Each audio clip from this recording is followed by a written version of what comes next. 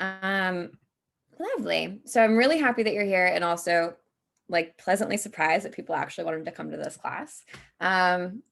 If this is your first class with me, let me know in the chat. Or actually, how about this? Yes, if this is your first class, let us know either by like doing this or by popping in the chat and saying this is your first time around, because I don't want to be redundant, and I want to make the best use of your time because I know everyone's really busy. I'm very nervous as always. It doesn't go away. I want it to go away, but it doesn't. So no matter how many classes I teach, I'm always like shaking on the other end and really sweaty and nervous. Today, my feet in particular are very sweaty, so there's that. And I thought it would be fun to do these cards called questions you actually want to answer. Someone on my team, Wallace, actually got me this deck for Christmas. And so you can answer this if you would like in the chat, or you can just think about it. Are you more likely to judge someone by their words or by their actions? A little icebreaker. What do you think? For the introverts and the those of us who may be wallflowers, which would totally be me, I'm a lurker. I love to like just watch and not participate. It's one of my favorite things to do. So if you're a lurker, this is my invitation to you to maybe not lurk, maybe pop into the chat, let us know what you think. And I'm also going to pull a card just from the Toth deck, because this is how we start every class, because I get stage fright. So it helps remind me that there is a usually much bigger purpose and reason that we're all gathered together. And all I'm supposed to do is just like be a clear vessel and be an open container. Provide a container for you to meet each other and to maybe think about some new things in a different way. All right. Oh, so many friends are joining. I love it. If you're just popping in, let us know your name, where you're tuning in from, your pronouns, and maybe what you want to learn today, or you can answer the question. I keep getting this card. So this is the peace card in the Toth deck, and it's the Two of Swords. I'll read it to you really quickly, and then we'll jump into class. Oops, let Koya in. I keep pulling this card, so it's coming to, maybe it's a message for you too. Maybe we're all going through it together. Okay, the Two of Swords, peace. Contradictory characteristics in the same nature. Sacrifice and trouble giving birth to strength. Quarrel made up and peace restored, yet tension remaining. Pleasure after pain. Truth and untruth, indecision. Actions sometimes feel selfish, but are often unselfish. So that was very elusive, but I don't know if that resonated with anyone. It has been coming up so much for me. I don't know why the description read like fucking, I don't know, like a haiku, but we're gonna take it, whatever. So let me know if you dig that. Yes, it is the Toth deck. Thank you, Ren. Anybody dig that? Pop an emoji into the chat if you liked it, or if you're like, no, it sucked. I don't get it. Doesn't apply to me at all. I find it is very accurate. Hi, Amanda. Hi, Latiana. Oh, Latiana, big hug, big hug. Diana, anybody else? Anyone else resonate with that deck? I just pulled that the other day. What are some new surprises coming up? Peace. Peace would be such a lovely surprise to get. I love that. Explains all of my confusing vibes, multidimensionality. Yes. Okay. Beautiful. Hey, Rebecca. All right, great. So we're going to jump into class. I'm recording this if you need to pop out at any time. Whew. Let me center myself. I just had to remember to breathe. So everyone take a deep breath in. And exhale. And one more time. Deep breath in. And exhale. All right, cool. So I'm going to share my slides. Oh, no, I don't want to disappear. I would just like to be very small. Okay. All right. So welcome to class. Today is our last class in a series of 4 classes that I've taught this December on the 4 pillars of intuitive business: growth, revenue, retention, and impact. And today we're talking about impact, obviously, because it's the last day. All right. Thank you for seeing me and respecting my nervousness, Latiana. I really appreciate that. So I'm going to dive into the content because I actually think this is my favorite thing to talk about. And it's also something that I am not an expert on. I am just someone who's trying to practice and think about the impact that my work and that my business, my intuitive business makes. So I'm by no means an expert. I have so much to learn. I'm going to continue to make mistakes and hopefully learn from them. But I'm happy to share with you how I think about impact in my intuitive business, and also honestly connect you all and your brilliant brains to walk through this together, because I think that sharing authentically and transparently is the best way to make progress and to make change. Okay, so on today's plan, we're talking about the 4 pillars of intuitive business. Can you let me know in the chat, is this anyone's first class this month with me? Just because I want to know how acquainted we are with the 4 pillars of intuitive business. Yes. Oh, hello, person who's first one. Hi, Tiffany. Okay, great, great, great. Oh my God, Matt, I was just thinking about you because I saw something that you posted in the Mighty Network. So I was like, I haven't seen Matt in forever. Okay, amazing. Great. So a couple of people, first class. Oh, okay. Yay. Hi, welcome. I'm so glad you're here. Okay, great. I'm glad that I put together a slideshow. I almost wasn't going to. Okay, great. So we'll talk about the 4 pillars of intuitive business. My experts who have been here for the last 3 weeks, please feel free to chime in the chat and educate us on the 4 pillars. We're going to talk about impact and why impact is important in your intuitive business, what intentional impact looks like, and we're going to start writing some impact spells in this class together. Yay, it's going to be fun. Okay, and before we jump into all that, I'm Michelle. Hello, it's so nice to meet you. Hi, I'm the founder of Holisticism. I'm going to introduce myself because there's new people here, but I introduce myself every week, so sorry if you're getting bored of me telling my life story. I'm a triple water, a Pisces sun, Cancer rising, Scorpio moon, hence the tidal wave. That's me, that little that kiddie pool is like my Saturn Capricorn that's just like holding everything together. But if that goes, really it's the end for all of us, especially me.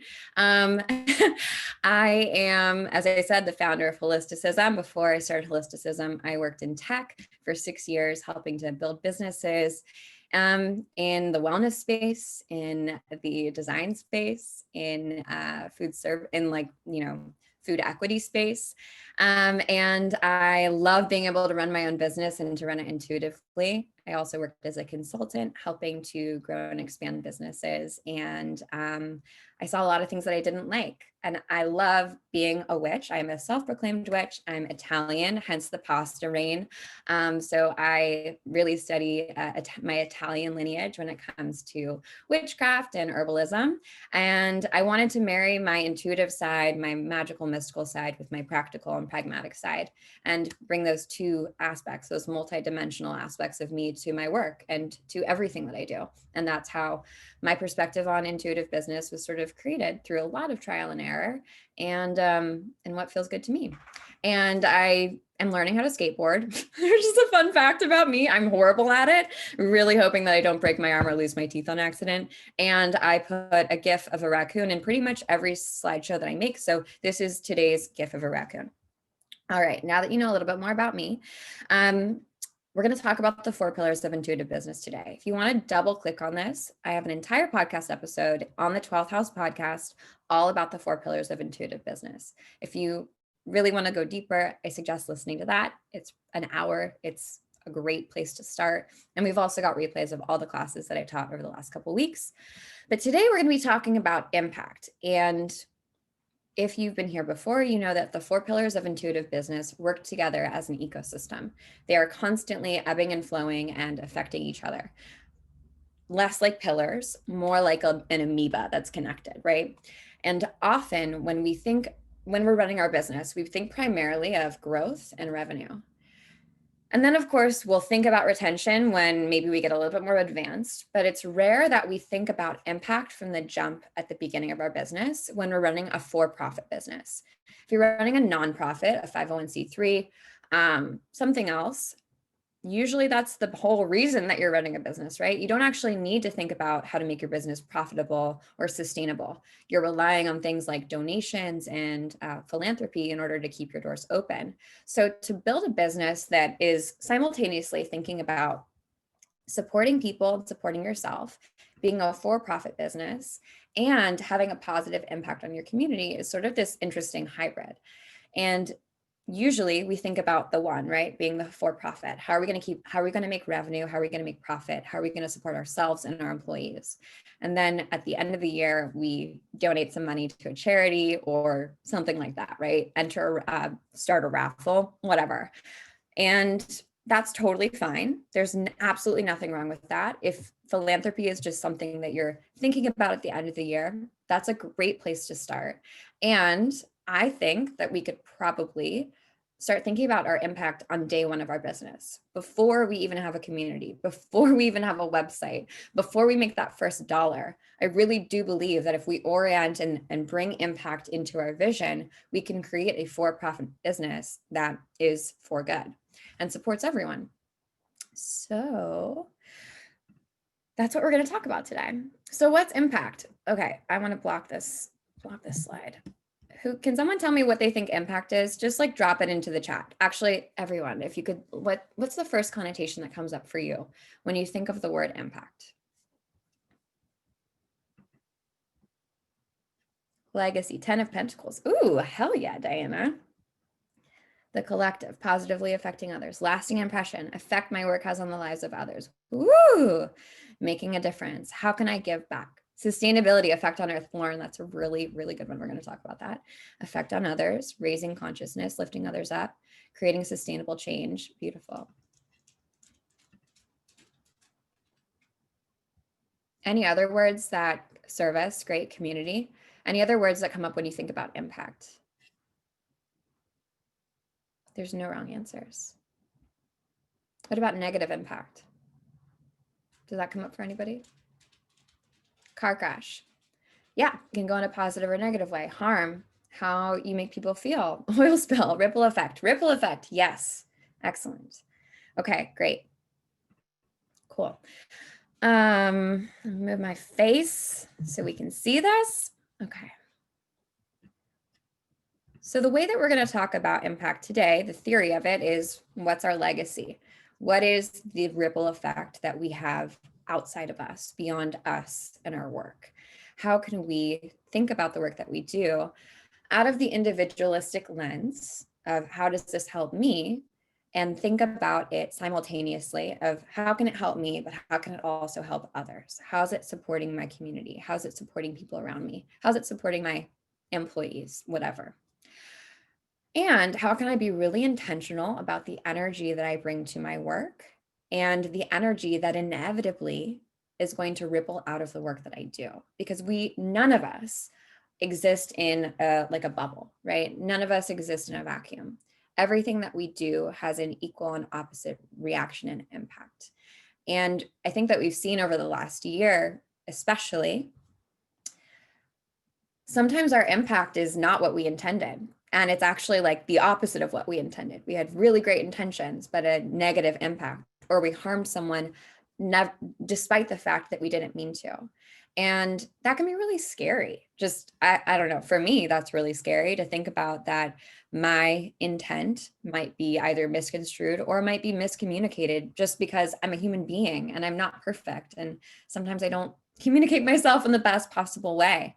So when we're thinking about our impact, we want to run through as many situations as we possibly can in our mind of how our work, how we approach our work, how we exist in space, whether it's a digital space or an in-person space, how we hold ourselves, and what our standards and ethics are, how those ripple out and affect the people around us, whether those are the people that we collaborate and connect with, or the people who are our clients and customers, or even our industry, right? What are we standing for? Because I can tell you this right now, you're much more of a leader and you have a much greater impact on your industry than you might realize.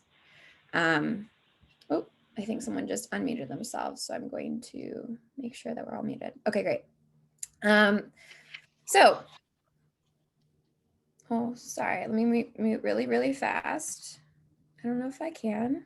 All right, there we go. So that's kind of scary, but also exciting to think about how everything that we do impacts other people. And also, I would just like to remind you, no pressure, but there's always people watching you. And not because they're like trying to catch you doing bad things, but because you are always a leader to somebody else. You always, even when you think no one is paying attention, someone is watching you and taking notes because they believe in you and because you're further along than they perceive themselves to be and because they want to be like you. So all of us are leaders, even if we're at the very, very beginning of either our intuitive business journey or our journey as healers, practitioners, and what we might perceive as leaders. Someone's watching your moves and they're doing it because they believe in you and they look up to you. So I like to think about that as like, what do I want my little sister? What would I be proud of my little sister to see that I do and the work that I do when I'm thinking about my impact?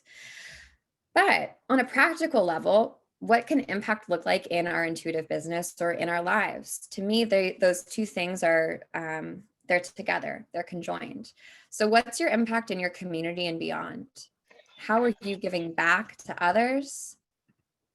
And how are you practicing regeneration, especially if you're extracting resources in the work that you do? And pretty much all of us, because we exist in a capitalist structure, are extracting some form of resource, whether that resource is financial, we're asking people to pay us for a digital product or service, or it's a physical resource, something like, I don't know, if you have packaging on a product, or if you are sending things in the mail to people, right? We have an impact on our environment. So how can we think about regenerating and pouring back into what we've taken from? So we're closing that loop. We talk about regeneration a lot with the 4 pillars of intuitive business. So I think it's actually possible to build for-profit businesses that have a deep, positive, and intentional impact in the community. And I think that this starts right from the jump. All right, I'm just checking the chat and making sure that everyone's there. So let's brainstorm. How do we think about our impact and even where to begin, right? Because let me turn this off really fast. When we first get started thinking about impact, it can be something that feels so removed from us, right? It can feel like something that has to be philanthropy, where we only dedicate or donate money or what we view as our resources. And when you first get started, you might not have a lot to donate, right? Which actually isn't necessarily true. But when we're thinking about building impact into our business from the very beginning, into the DNA of the work that we do, that means that our impact has to be intrinsically linked to the product or service that we offer. It has to be connected to our why. It can't just be something that's like a cherry on top that doesn't really make sense or correlate to what we stand for, right? We want it to be built in, because when your impact is built into your work, it's the thing that's going to keep you going when it gets really, really hard. Because after a certain period of time, when things get challenging in your work, the money, the fame, or the notoriety, even like, I don't know, the legacy of being like good or successful is not enough. It isn't enough to keep you going. On the days that are really, really challenging, and inevitably we have those really challenging days, even in the businesses that we love. So we have to prepare ourselves for those days by really going back to our why. Why are we here? Beyond selling tickets to classes or working one-on-one with lots of clients or coaching thousands of people, what else is there? What is at the root, or what's the sort of gold that's in there for us? And that's where our impact can come in. Impact is really all that keeps me going some days and months. I 100% agree, Karen. Same. So let's brainstorm just for yourself. If you have a pen or a piece of paper, this would be a great time to grab it. If you have maybe a Notion template, you can pull that up. You can also take a screenshot of this if that feels helpful to you, and you can go and use it later. My dog is currently, I think, stuck under the couch. So if you hear anything in the background, I think that's what's going on. Okay, so she seems to have freed herself, so we're good. So the first question is, what's your value proposition in your business? quick refresher, your value proposition is very, very simply what people pay you to do. That's your value proposition. So if you are a coach, or let's say if you're a nutritionist, your value proposition could be people pay me to help them get healthy, right? If you were a dentist, your value proposition would be people pay me to make sure that their teeth don't fall out, right? It can be super high level, and it should be something that makes it really simple for someone to understand what you do if you were explaining it in just one sentence. So what's your value proposition for your business? That's a very easy way to see where you want to focus your impact. For example, if you were a nutritionist and your value proposition was people pay me to help them get healthy, then probably the majority of your impact, or what you're going to want to associate with the impact that you do and the impact work that you do, is helping people get healthy, right? Helping more people get access to either healthy food or healthcare or whatever is more valuable to you. Do you think your value proposition and mission should be different, or can they link? I think that they absolutely can go together, but I think that they should be slightly different because your value proposition and your mission are going to change over time. So your mission, especially, or your purpose, is something that's sort of like, in my opinion, something that's sort of like a little loftier and a little bit more verbose. Your value proposition, to me, is like what I would tell someone in an elevator if they asked what I did and like they were an alien and they didn't understand like what technology was or content or anything like that. Like, how would I explain what I do to someone who's brand new to the English language? How would you describe holisticism value proposition from when it started to now?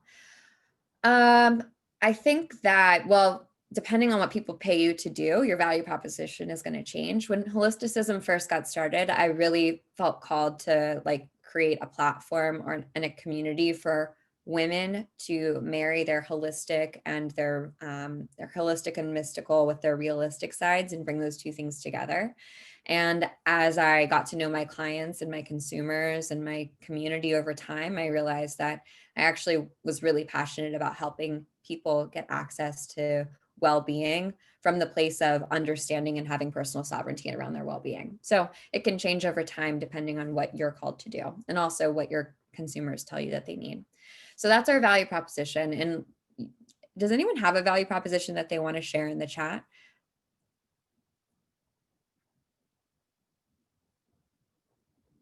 Don't be shy. I'm not going to, no one's going to judge it. Then a very simple formula is people pay me to X, and that's your value proposition. People pay me to feel seen and loved for what and who and where they are. That's great. I love that, Ren. People pay me to help them understand and come into alignment with themselves. Beautiful. I help women learn to navigate with love and confidence. Awesome. People pay me to set up the tech of their online business. Beautiful. To guide smart, ambitious, spiritually conscious leaders to work with the wisdom of their bodies to create powerful, purpose-driven lives and businesses. Beautiful. Okay, great. You guys have it. Another way to create a value proposition, if you don't love the people pay me to X, you can say who it is you're helping and how you're helping them. So I help burnt out women recover their adrenals, right? Whatever it is that resonates best with you. I am a simple woman, so I really like the people pay me to X because it helps me focus.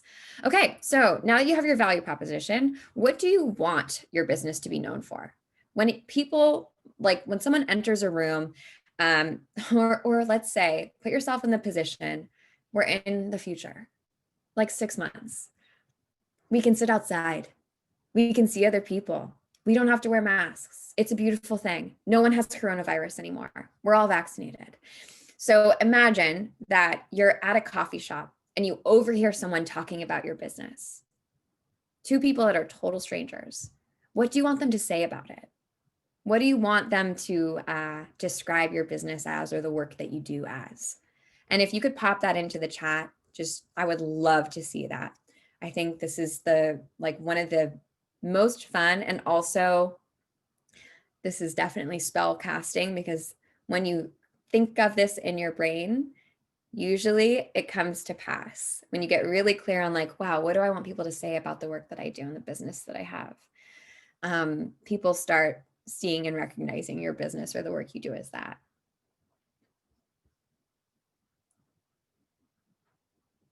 She saved me so much frustration. It was done and everything just works right.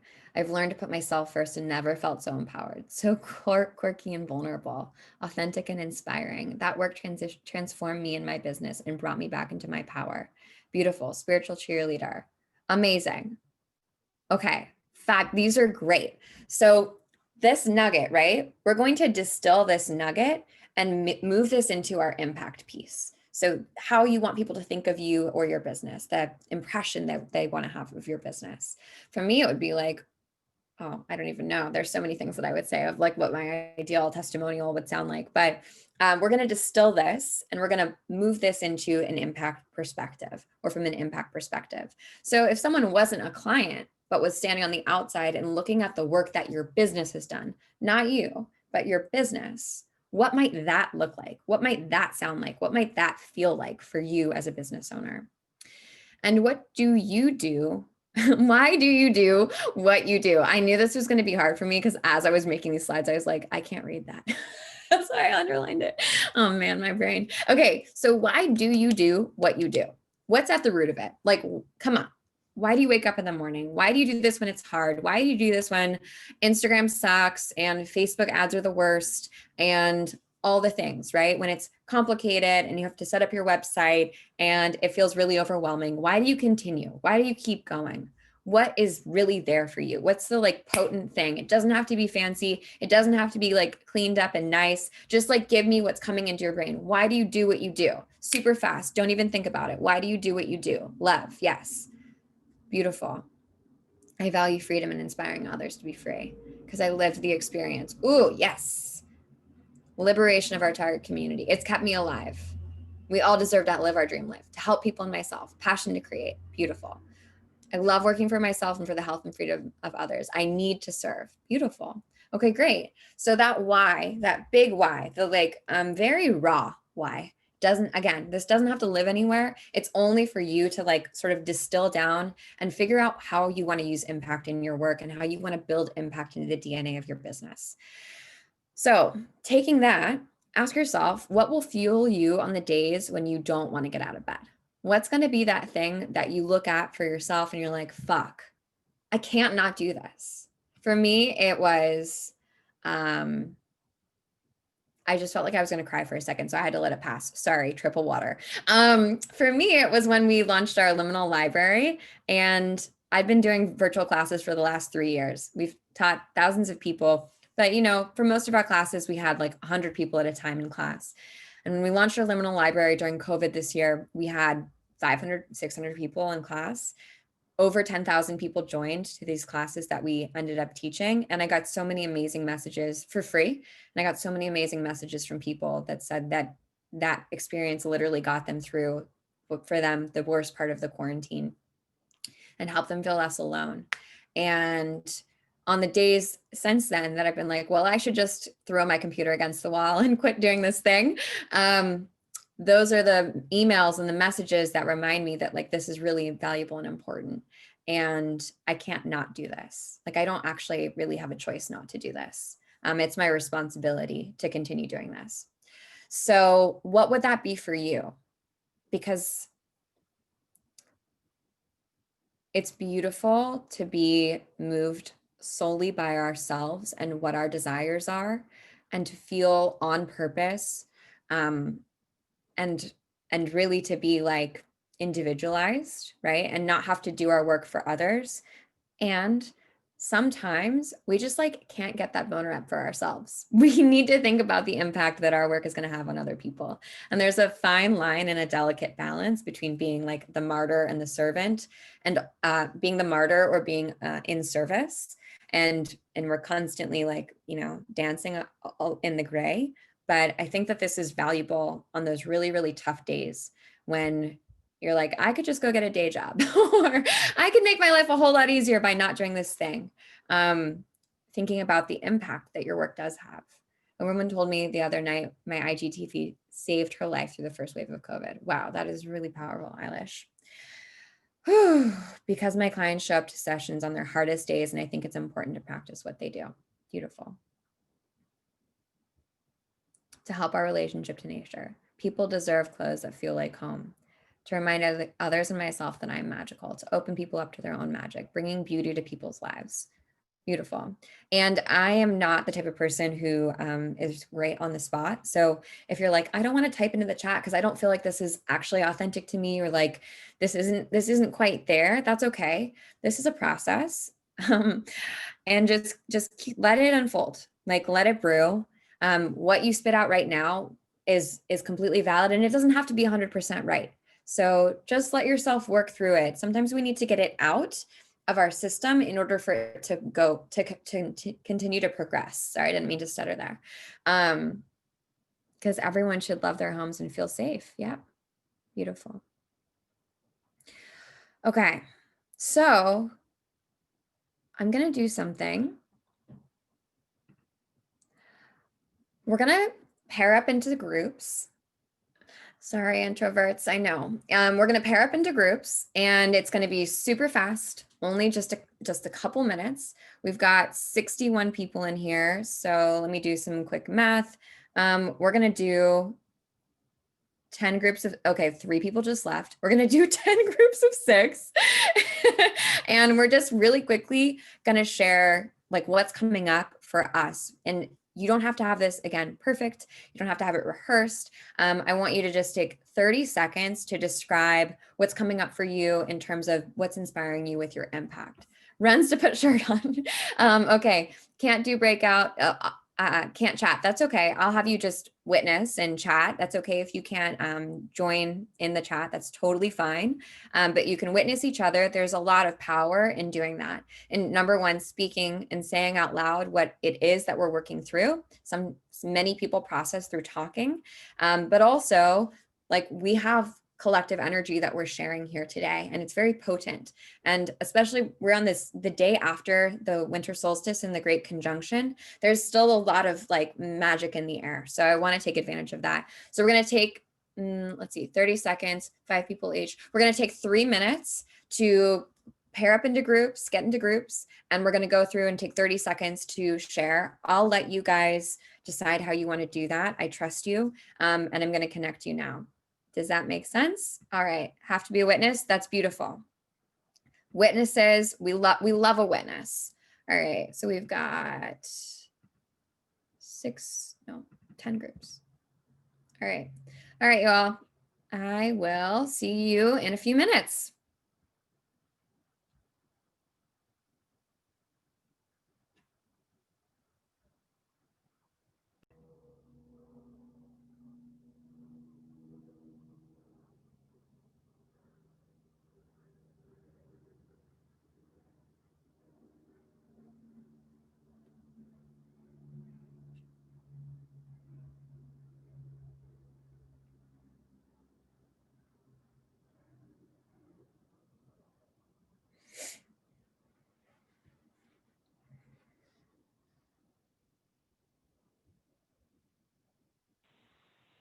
All right, cool. So we're all back. Welcome. I'm going to go ahead and mute everyone. All right. Thank you for being brave and doing and sharing of yourselves. Did you learn anything interesting? That was awesome, and it went so fast. Good, I'm glad. How did it feel?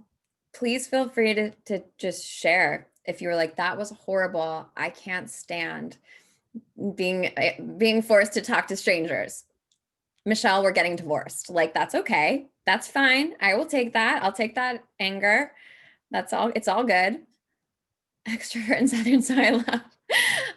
I want to just say I am a total introvert, and I cannot stand when people put me into groups and I have to talk to strangers. So sorry that I did it to you, but there is something about it, especially like there's something about sharing and being in discomfort that really opens something new up. That's where magic is created, right? Because it's like our growth edge. Not to use like businessy language, but it's true. There's like so much room for expansion there. So it was awesome. I could feel myself starting to get red and sweat.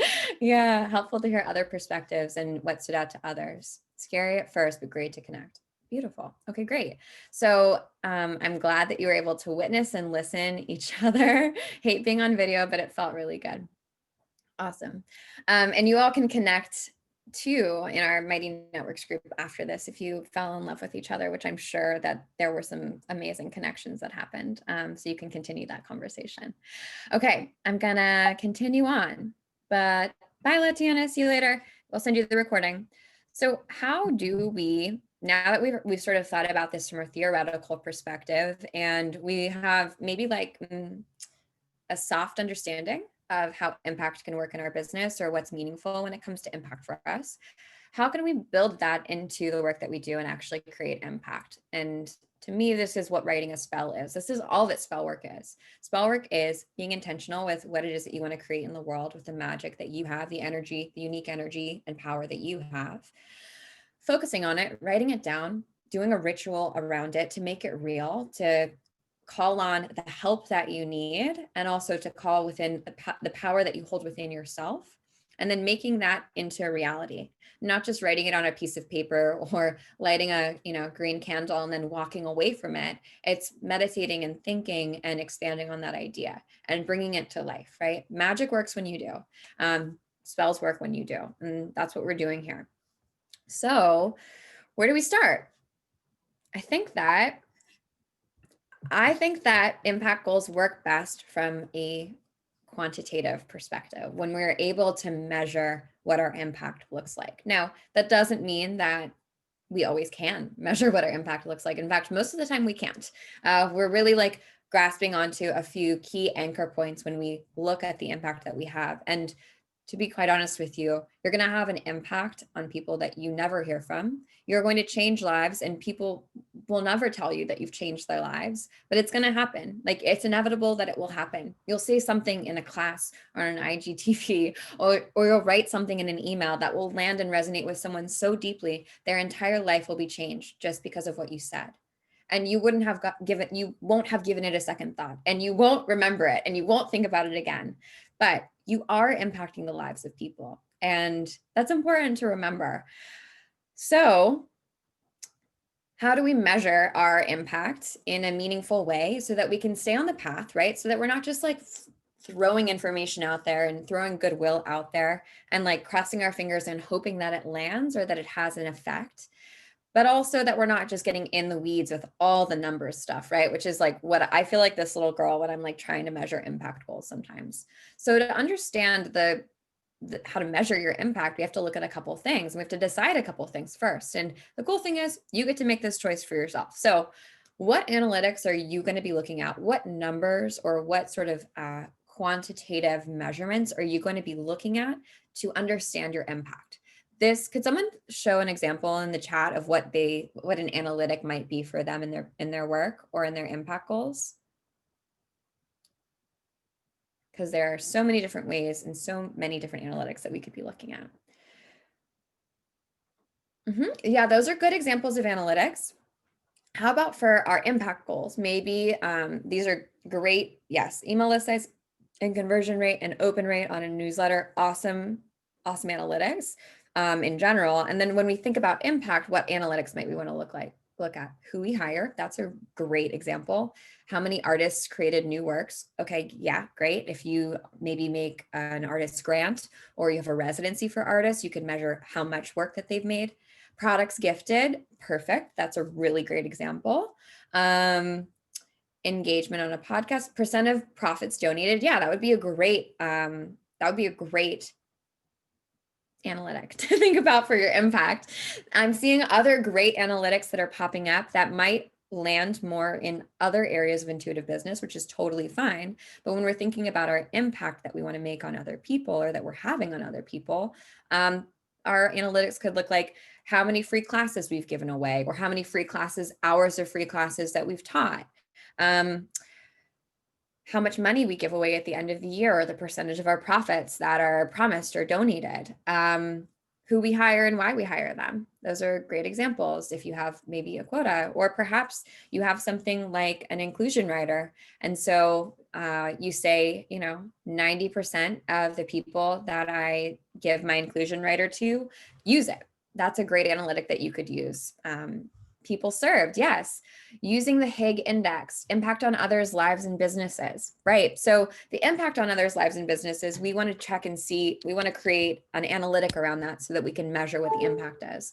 For example, if you wanted to make a survey and ask people like, how much has this improved your life over the past year on a scale of 1 to 10? Or how much time has this saved you over the last year? Or how much money has this saved you over the last year? Those would all be really good analytics to start thinking about in terms of our impact. Okay, so we want to look at our analytics, and we also want to look at how we're taking in the data, right? Is this data that we are keeping on our end? For example, if you're teaching, let's say you have a sliding scale in your business, which means that you have a certain number of classes that you're giving away for free, or that you're giving away at a very low cost, or that you're giving away actually at a loss, because you probably have to pay a practitioner or someone in order to run those classes. So maybe you have a spreadsheet for yourself that says, all right, for every single class I've taught this year, I gave away X number of spots, which equates to X number of income, or X financial gain. And so at the end of the year, I know that I've spent X amount of money on sponsorships or scholarships or sliding scale positions. Or maybe you don't want to measure the money, you want to measure how many tickets you gave away. So you say instead, okay, I gave away, let's say 20% of every class that I teach are going to be free tickets. So I'm going to calculate that over time. I'm going to keep a spreadsheet of that or keep it somewhere in my notes. And at the end of the year, I can look back and say, okay, 2,000 people got free classes with my company or with the work that I'm doing. And that's great. That's what I want. Or maybe you had a much higher goal. You wanted to help 10,000 people. And if so, we're going to have to adjust some of the things that we're doing in our work and our business in order to make sure that we're having the impact that we want. Does that make sense? Can you give me like a thumbs up or just a pop into the chat if this is tracking? Because I know sometimes businessy stuff is like, nah, it's boring. It's not boring. It's just like, whoa, I don't want to think about that stuff. I want to do other things. Okay, great. Yes, thumbs up. Great, great, great. Okay, cool. Okay, and then finally, how are you tracking your impact over the year? Because generally at the end of the year, we want to take a review and we want to make sure that what we're doing feels correct, feels in alignment, is actually making an impact and a difference in the way that we imagine. Because guess what? A lot of the time, the experiments that you have, because everything's an experiment in a business, is not going to go the way that you planned. It is not going to be as meaningful or impactful, or maybe even have the impact that you intended it to. So we want to make sure that as leaders, we're holding ourselves accountable by first tracking the impact that we're having and that we're walking into the goals that we're creating or the spells that we're casting with our impact and with our business with an outcome, like an ideal outcome of what we want that to be, that we're being really as intentional about that as every other aspect of our business, right? Like I wouldn't just be like, well, I guess I'll throw a couple of product ideas at the wall and see if they stick. No, I would test those ideas and I would think about what the best possible outcome of making that product is going to look like. I'd probably assign a revenue goal to it. Same thing with our impact. Why would it be something that we just sort of throw away and like that we soft circle? We want to be as thoughtful and concrete about it as every other part of our business, because it's just as important, if not more important. So we need to I'm getting heated, but we need to ascribe that to it, right? We need to ascribe that value and intention to it, and that weightiness to it, because it is something that can be as weighty and meaningful and qualitative as your revenue or your growth numbers or your retention numbers. Whew. So at the end of the year, we're going to want to look at our impact, right? We're going to want to see, all right, did I fucking crush it? Did I do great? Did this work the way that I wanted it to work? Or did it not? And what am I going to do differently moving into the next year? Because again, the whole point of getting insight and getting a bird's eye view on the 4 pillars of our intuitive business is that so we don't get blindsided. I want to know what my growth and my revenue and my retention numbers look like before I reach the point where, oh shit, I have to start growing my list again because I'm not going to be able to make the revenue numbers that I need. I'm getting transparency on how my business works so that I don't run into emergencies or as many situations as I can avoid, or I can get like a fair amount of distance on, get a heads up on, so that I can start doing the work to implement change in that area of my work. Because when we avoid these places, when we avoid these concepts, and when we avoid bad news, we get to the situation where we perpetuate urgency because something becomes an emergency. And there's this fantastic article on how white supremacy shows up in the workplace. And it's amazing. Some of the aspects and elements that show up are perfectionism, but one that really struck me was urgency, sense of urgency at work. When someone says, I need this deadline by yesterday, or like, we need to all jump on this right now because this is broken. That happens when we're not being intentional and transparent and thoughtful about the work that we do. When we're avoiding bad news or bad feedback and we're pretending like we can go without it, when we're not nurturing every aspect of the work that we do and of our teams. And nothing is an emergency. Nothing needs to be urgent unless you work in an ER, unless you're saving lives. None of our work has to be urgent.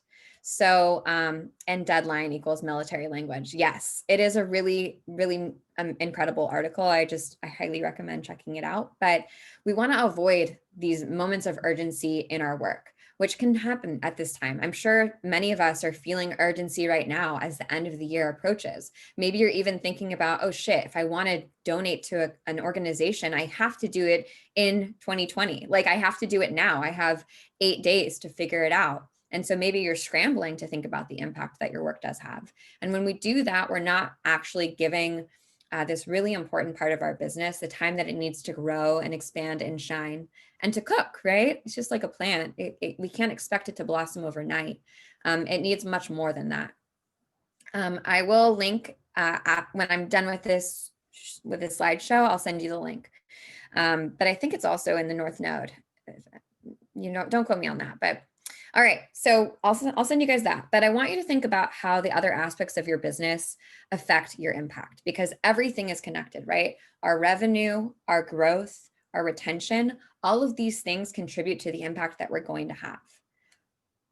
So I'll give you a couple examples, and then I'd love to hear how you think your impact affects the other aspects of your business.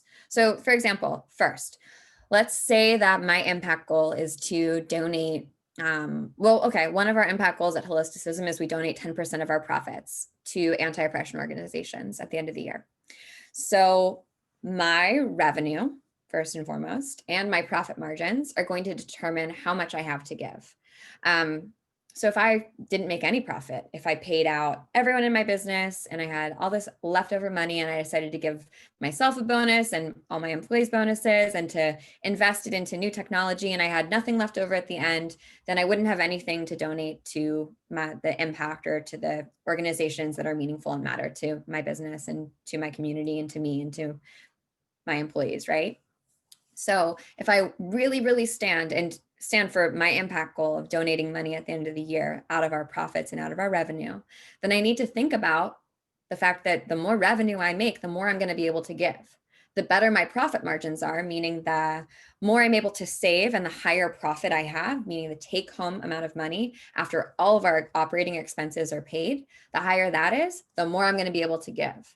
And that's going to impact the way that I grow my business, right? Because if I'm thinking about growing my community, the bigger my community, the more likelihood that I'll have higher revenue because I have a greater number of people that could potentially buy my products or services. So that impact goal is going to affect how I think about growth, right? It's also going to affect how I think about my revenue. So maybe I'm going to price my offers differently according to the revenue that I want to bring in. Maybe I'm going to be more aggressive or be more brave. I'm going to take that back. Delete, backspace, cancel, not aggressive, cancel, brave. Maybe I'm going to be more brave about showing up and offering my services to people because making that revenue really matters to me because it's not just about paying me. It's about spreading that resource, right? Beyond me and my work. And of course, if I earn more, I also have more to give. And when I earn more, and my needs are taken care of, and I can get my needs met, that usually means that I also have more to give from. I can give more of my time. I can give more of my energy. I can give more of my brain power and space. Oh, thank you, Celia, for dropping that into the chat. That is exactly the article that I was referencing, and I so strongly recommend checking it out. Okay, so that's one example of how thinking about our impact can affect our revenue, and can affect our growth, it can affect how we think about retention. Maybe another example could be that for X sales of a product go to some organization that matters to you, or you donate accordingly. So you need to grow your list in order to grow your revenue in this category with this product in order to give in a meaningful way, right? It's like, cool if you give 10 pairs of shoes, but for every product that you sell, but wouldn't it be amazing if you gave like 1,000 pairs of shoes? That'd be cool too, right? So pop into the chat and let me know in which ways you think that your impact goals are going to affect your business, or even just off the top of your head, how you're thinking about it now. Another example could be that when you're getting paid more, or you're more secure, you're feeling more resourced, you actually have more time to give, right? So if I'm not constantly like thinking about every hour that I could be making money and trying to make money every single hour, if I know that I've got money coming in and it's consistent, then I get paid to rest. I get paid to research. I get paid to resource and rejuvenate myself. And I also, in a way, I'm getting paid to give back to my community, right? Because the revenue that I'm making, or the income that I'm making, provides me the opportunity to go take a day off and go volunteer, or to donate something more significant, an hour of my time, or the way that my brain thinks, or to actually like go and be part of another organization and split my time there. Does anyone have a thought? I would love to see what you're thinking in the chat. It doesn't have to be perfect. I currently give a percentage to different org every month. So depending on how much I make that month, that will directly impact how much I give to that month's organization. Beautiful. Okay. When you've grown, your word gets out there more to impact more people. Yes. I love how an impact lens can be applied to all parts of business, from ops to hiring practices to work culture to community. Yes, beautifully. Well said. My impact creates more opportunity with current and future clients, and also gives us a shared sense of purpose. Yeah, beautiful. Does anyone else have something that they want to share about how their impact doesn't just live in this separate column, right? It's not just like checking off the philanthropy part of your business, that it actually affects maybe the products that you create. I mean, if part of your impact is wanting to make your industry more accessible or more inclusive, that's going to change the way that you do your work, right? Maybe you start adding captions onto every video that you create. That's part of making an impact, right? Because that's making your work more accessible to those who are hard of hearing. I want to give back to communities of the lineages of what I offer through sales, donations, and/or time and education. Great. So that, Lauren, would definitely affect the types of offerings that you have, because depending on the lineage, you're going to be giving back, and you're probably also that's going to affect how you market your business and how you grow your business. It's probably going to affect who you partner with and why you partner with them, right? I'm always thinking about accessibility and inclusivity right now while I'm working on increasing revenue.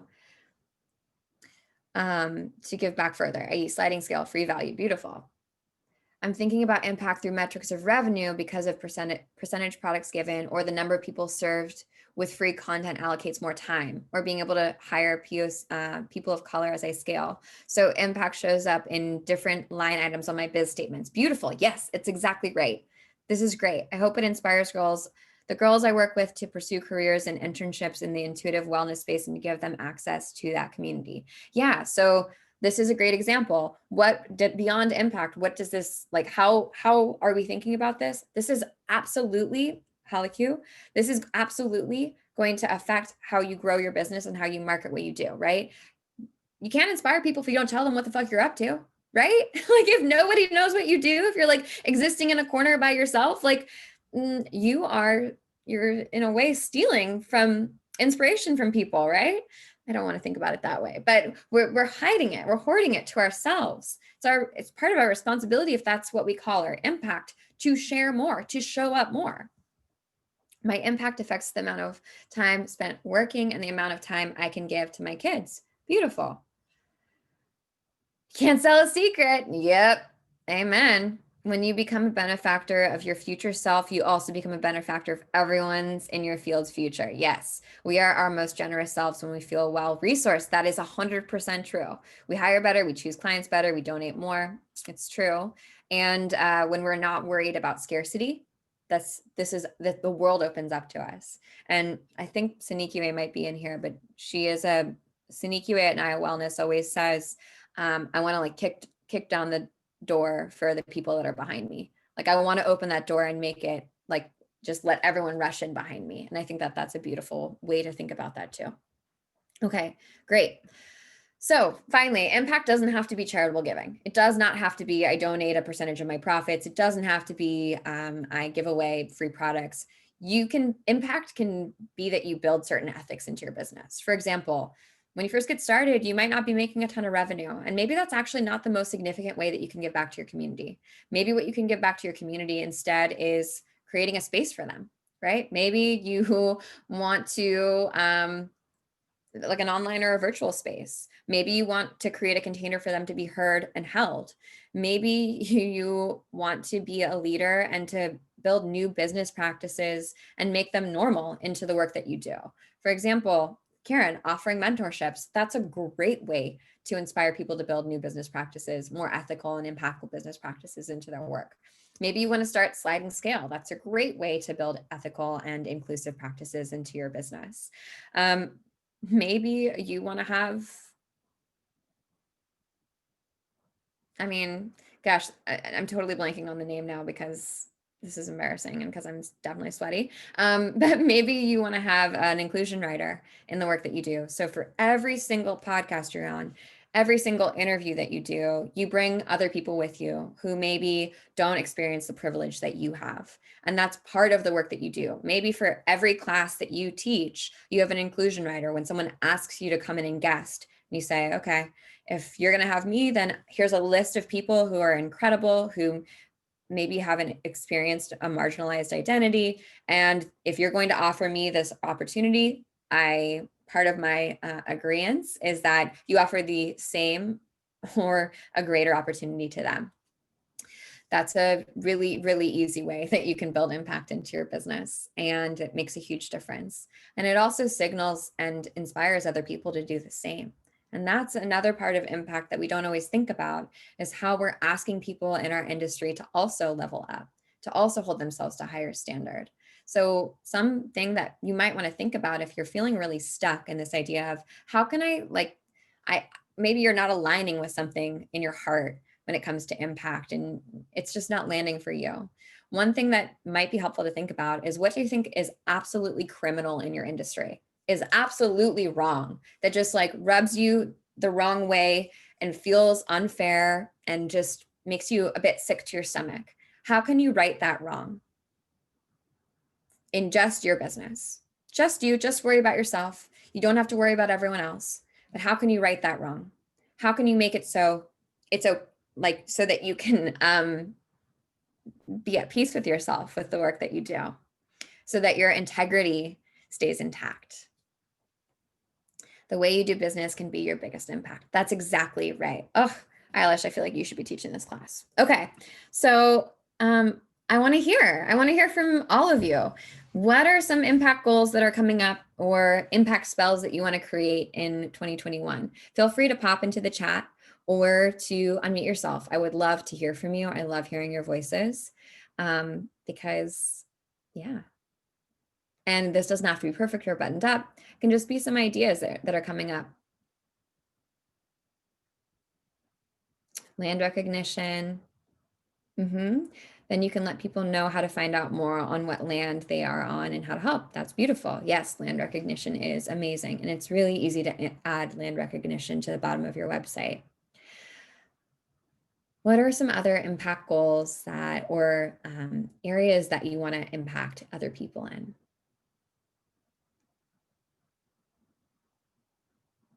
Or even things that you're thinking about that are exciting to you.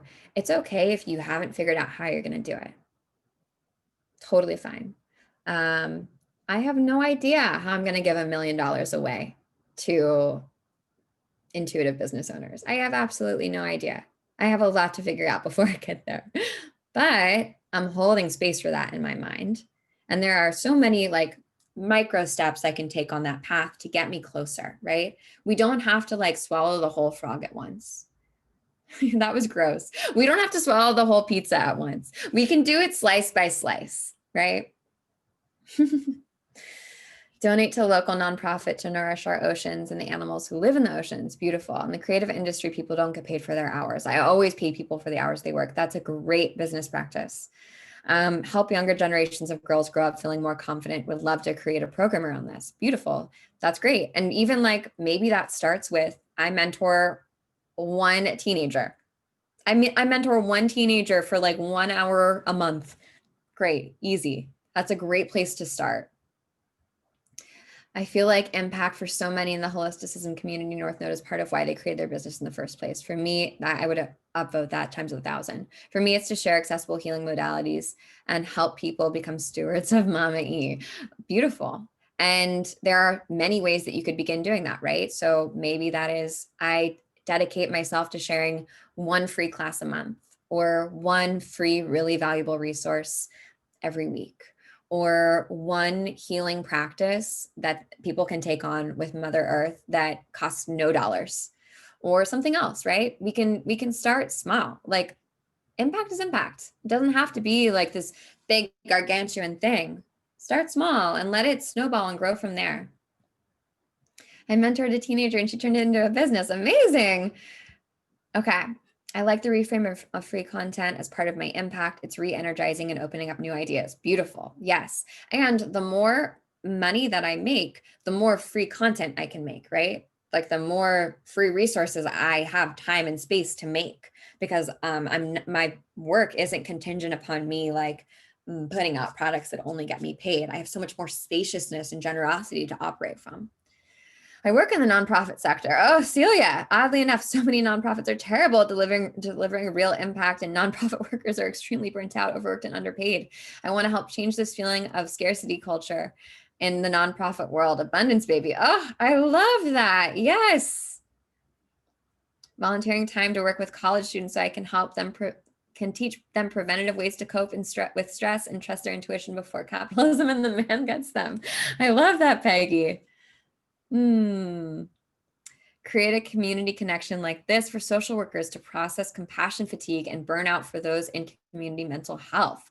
Awesome. And Courtney, like there are so many ways that you could just get started with that, right? You could start with one circle where you're connecting with like five people, 3 people, 2 people, and you're facilitating it for others. It doesn't have to be, I get 1,000 people in a room. That can be our far off goal. And that's an amazing goal to work towards. But what can we do now with the resources that we have? Because we have so much. We have so much.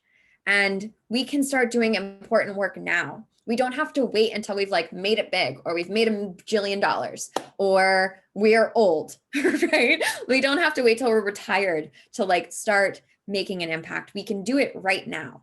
And that is so exciting. And that is so inspiring. And it reminds you of your power. Like it's not just an impact, right? That you have power. It's in every aspect of the work that you do and how you show up. This whole class is reminding me of what it means to build revolutionary action into our daily lives. And so to me, it's like, how can I participate in life in a way where the future I want is the present that I live? Well said. Okay, I'm going to turn off Michael Scott because I feel like we've gotten enough of him. Beautiful. Okay. So thank you for sharing. And I hope this got some wheels turning for you, or hopefully make cleared a path as opposed to made things more confusing when it comes to thinking about building impact into the DNA of the work that you do or into your everyday lives. Another frame that may be helpful to you is from the book Atomic Habits. And I think I've referenced it a couple times in the series of classes, but how can we be 1% better every day?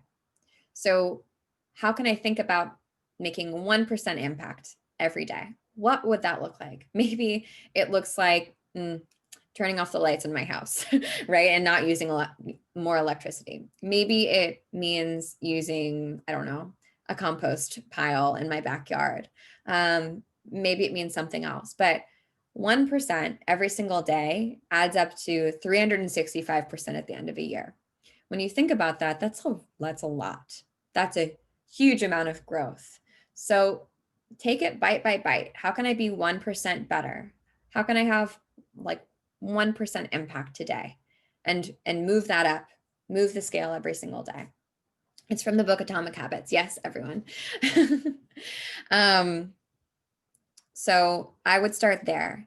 If you're like, I don't know what I want my impact goal to be, just start with that. Like, how can I increase my impact by 1%? How can I think about the ripple effect that my work has?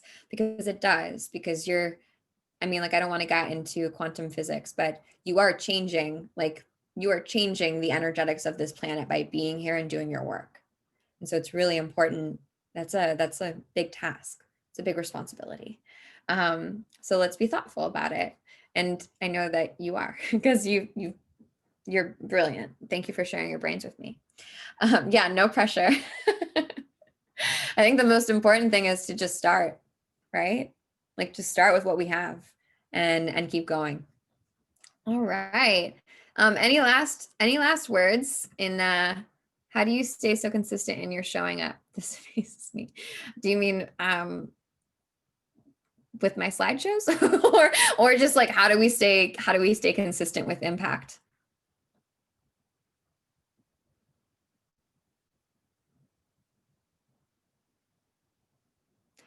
I'll answer the second one. I don't think we need to be consistent. I think we just have to, your email slideshows class. I have a really great team that works with me, and I think I'm really clear on what I want to deliver. So I say no to a lot of things, and I only work on the things that matter to me. Same thing with impact, right? Like, I'm not going to waste my time and energy on things and my money, like the revenue that we make, on things that aren't meaningful to me and that don't have the impact that I care about. So yeah, and that makes it so much easier to just show up and decide what matters and what's important. And it all goes back to those questions that we asked in the beginning, right? Which are, what's your value proposition? Why do you do what you do? Why are you here? Like, everything has to stem from there. Otherwise, we will lose the energy to continue over time, because this, like, being a human's hard. So, and like, we're not consistent. I have many days where I'm like, it's really, I'm trying to write a set of emails right now and it just is not coming. So I'm going to have to open my Akashic records and do it, or like microdose some mushrooms or something. And hopefully that'll unblock something. Who knows? Okay. Impact is a filter for the work I take on. Yeah. That's another great way to get really clear. Another book I so strongly recommend next to Atomic Habits is Essentialism. My North Node kids are like, you talk about this all the time, please stop talking about it. But both of these books are so incredible. If you're feeling burnt out or stuck, or maybe a little intimidated by what the next year holds for you, I really strongly recommend checking both of them out. I would start with Essentialism and then hit Atomic Habits. Okay, thanks for coming. This was fun. We've talked about all the pillars of intuitive business: revenue growth, retention, and impact. If you wanted to catch the replays, they're all on YouTube, on our Holisticism YouTube channel, which is not something that we actually use. But I will send you the replays along with the replay of this class later today. So check your email for that. It is my pleasure. I'm so glad that you're able to come. And just a heads up, we're opening the doors to the North Node, which is our private members community, next week on the 28th. We open the doors on North Node twice a year, in January and in July. It's an incredible community of hundreds of amazing intuitive entrepreneurs, many of whom are in this class. They are brilliant geniuses. And we talk about building and melding the magical and the mystical with intuitive, thoughtful business practices. So that's what we do there. I'm teaching a class on the 28th on the 4 mistakes that most intuitive business owners make and how to avoid them. You can go sign up for it there. I will be talking more about the North Node there. So if you're keen to join, that will be very valuable, I think. And the North Node is offered at a sliding scale. So we have 3 different tiers: our red tier, our blue tier, and our yellow tier. I said that the opposite way: red, yellow, blue. Our red tier is $29. Our yellow tier is $49. Our blue tier is $69 and is the true cost of the product. So the red and yellow tiers are basically like scholarship tiers.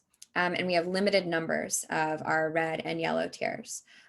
So that's how we run our business, and it's how we can create equitable and inclusive pricing and services. And we also offer a ton of free content. So the North Node is not on your docket yet because maybe your business is pre-revenue or this was a tough year. It's all good. I teach tons of free classes all the time, and we're going to be here for you no matter what. So I hope this was helpful and you enjoyed it. And now let's pop into questions if there are any. I feel like we kind of went over it, but I'm happy to answer questions. Oh, Matt, I'll be so happy to join you. And when you join the North Node, you get lots of amazing things. Like, that's great. But my favorite thing that you get is we pull a tarot card for you and we send it to you in the mail.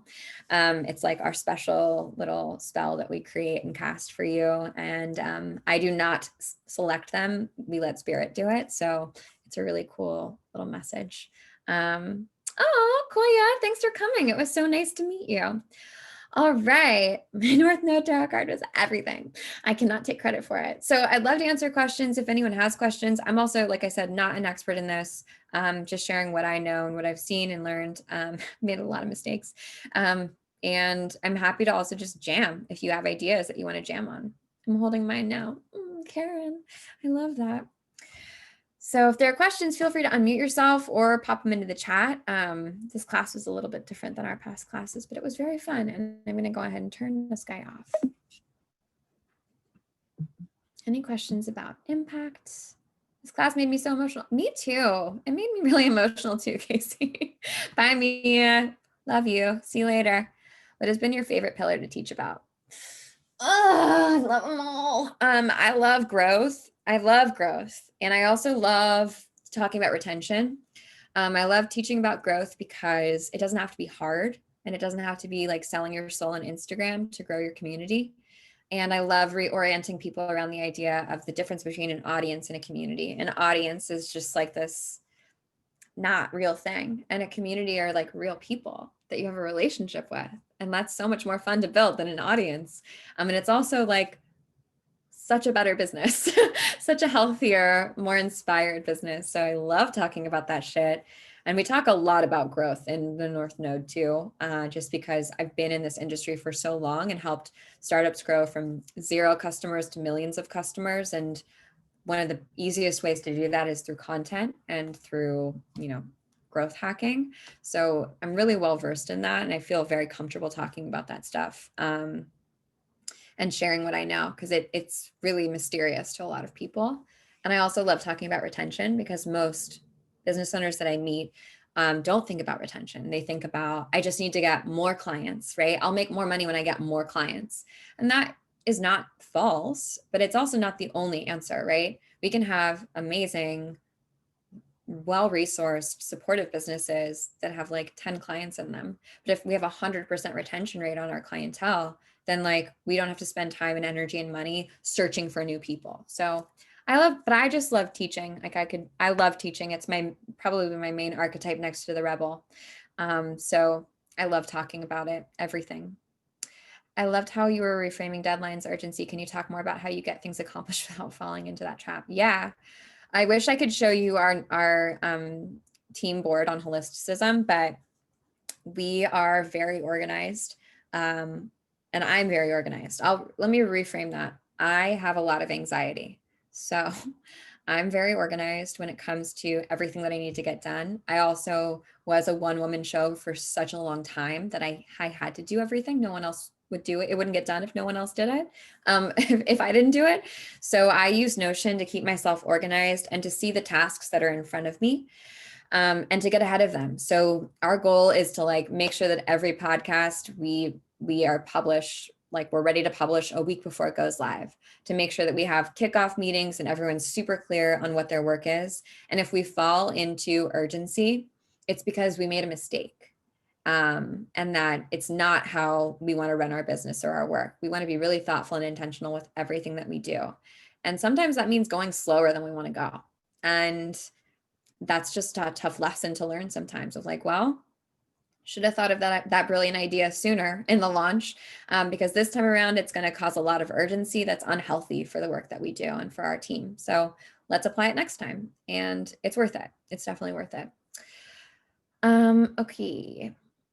Do you think you have to have a free part of your community to build a revenue component in your community? No, I don't. I don't think that you have to have like a free Facebook group or a free Mighty Networks group. I think that social media has created sort of like these mini communities that are somewhat parasocial. We don't have like real connections, but if you can create a real connection one-on-one with people, then that's meaningful. I think creating spaces like this where people can meet each other and talk to each other is also really meaningful. And I've just noticed that it's easier to facilitate those relationships when there's a container. So like when you can say, after this, like these people aren't disappearing into the internet. You can go find them on the Holisticism Hub. And like, I don't spend a lot of my time in the hub, right? I spend a lot of my time in the North Node. I spend a lot of my time in my own DMs and on our text messaging and in my own email. But creating a community for other people to relate to each other was really important to us, and also for people to tell us what they needed, as opposed to being paternalistic about it and like telling people what they needed. So I don't think it's necessary, but I did find it to be really helpful. Where can I learn more about the archetypes you speak of? Actually, we have a whole class on this. Let me find it. Hold on one second. Where I teach about the archetypes, and I can pull it up for you. I would definitely I'd recommend listening to the podcast on the archetypes from the 12th house, because we go really deeply into it. But I also made a little gift around Black Friday that I can provide for you. Hold on one second. I'm just going to pull it up really fast. So if you want to learn about casting your archetype wheel, here's the link. You can go check that out. It's like an hour-long class. And there is a ton of archetype talk in the North Node, because we basically built the North Node around 5 archetypes that intuitive business owners sort of walk through on their journey. The seeker, the detective, the alchemist, the advocate, and the visionary. And so as you're progressing down your journey, you walk through embody each of these archetypes. And there are certain milestones that occur at each archetype. And our goal is to give you everything that you need at each milestone to progress and move forward, to build a really strong foundation around your intuitive work, or how you lead, so that you elevate to that visionary place and you feel really supported. You don't feel like you have any gaps in the work that you do. The archetype ideal client changed everything for me. Yeah. Oh, yeah. Ideal client archetypes is very valuable. Is there a library of past free classes? Like which ones? Which free classes? The ones that I just taught, they're all up in our YouTube right now. A lot of our other classes are in the Liminal library. And yeah. Oh, someone has their archetype cards out right now. Beautiful. Check out the YouTube. Thanks. Okay, cool. What other questions can I answer? What questions can I ask? How are you guys feeling? Does anyone just like so tired? Is anyone just so ready for the end of the year? I don't know why. It's like, it's meaningless. Time is not real. It's just like this fake thing, but there's something nice about being like, okay, we're almost at the end. We're almost at the end. Fresh start, but we can start fresh whenever we decide. We can start fresh right now. So over it. Yeah. Okay. Any other questions that are coming up that I can answer?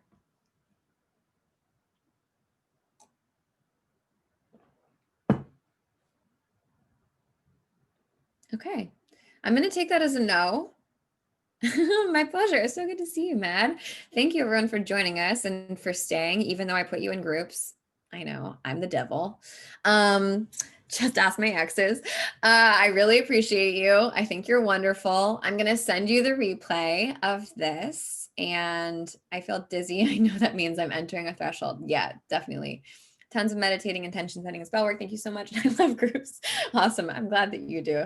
Jamie's over here like, Michelle, if you put me in one more group, I swear to God. Okay.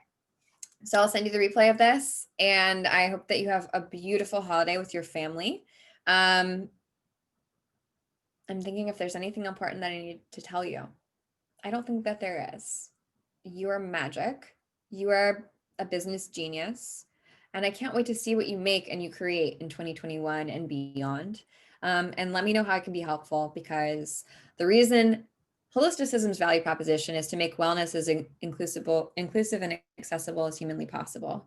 And one of the ways that we do that is by helping intuitive business owners, healers, practitioners, creators, helping them run businesses that are well-resourced and supportive of them. Because if you can be here and do your work, then you can help more people. If you burn out and you can't figure out how to make your business work or how to make your practice work, then we're like, you're stealing from the people who could be your, who need your help, who need your medicine. So I'm really passionate about helping people, intuitive business owners, run their work and do their work in a way that feels aligned with them and that feels magical and exciting and supportive. So I'm here for you, and I'm happy to be as helpful as I possibly can be. So keep doing what you're here to do. Thank you for being of service to your community and to your soul. I believe in you, and I can't wait to see what you make in the next year. Have the best week ever, and I'll see you next week on the internet. Okay, bye.